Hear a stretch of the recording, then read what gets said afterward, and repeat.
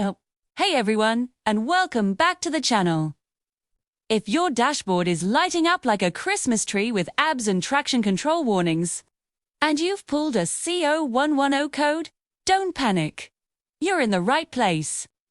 Today, we're diving deep into what this code means, what causes it, and most importantly, how to fix it without just throwing parts at the problem. Let's get your car safely back on the road. First things first, what exactly is code C0110? In simple terms, it means your vehicle's computer, specifically the Electronic Brake Control Module, or EBCM, has detected a problem with the circuit for the ABS pump motor. This motor is the heart of your anti-lock braking system. It creates the pressure needed to pulse the brakes during a hard stop, DRIT, preventing your wheels from locking up. A failure in its circuit means the ABS system can't do its job, which is a major safety concern. So, what could be causing this? The possibilities range from simple to complex. It could be something as straightforward as a blown fuse or a faulty relay. The ABS system has dedicated high-amperage fuses and relays that protect the pump motor. If one of these goes, the circuit is broken, and you'll get the C0110 code. Always check these first. It's the easiest and cheapest potential fix. Next up on our list of suspects is wiring. This is a big one. 2. The wiring harness that connects the EBCM to the ABS pump motor can get damaged over time. Think about it.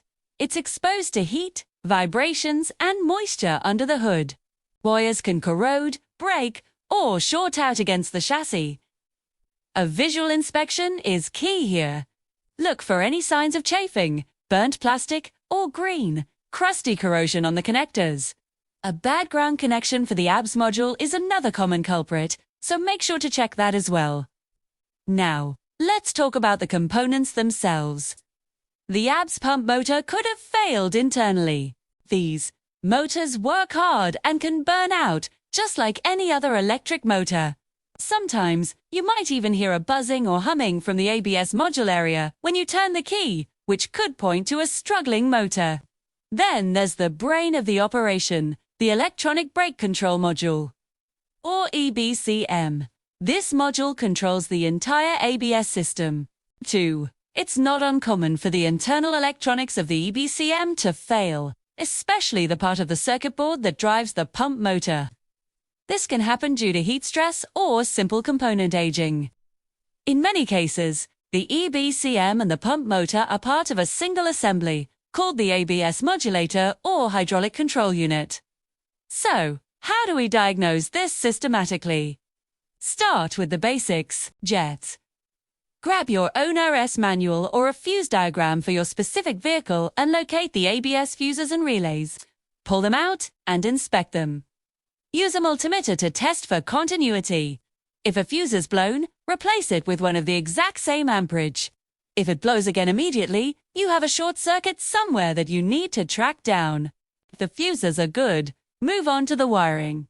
Disconnect the connector at the ABS module. You'll need a wiring diagram for your vehicle for this next step. It's absolutely essential. Use your multimeter to check for power and ground at the connector pins leading to the pump motor. You should see battery voltage on the power wire and good continuity to ground on the ground wire. Muikle.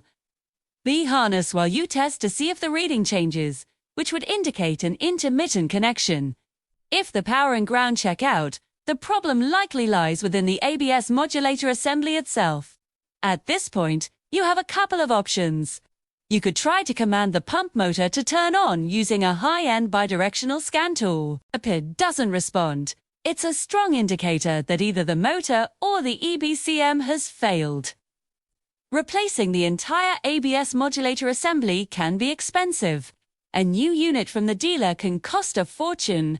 A more budget-friendly option is to source a used one from a reputable salvage yard or to send your original unit out to a specialist for repair.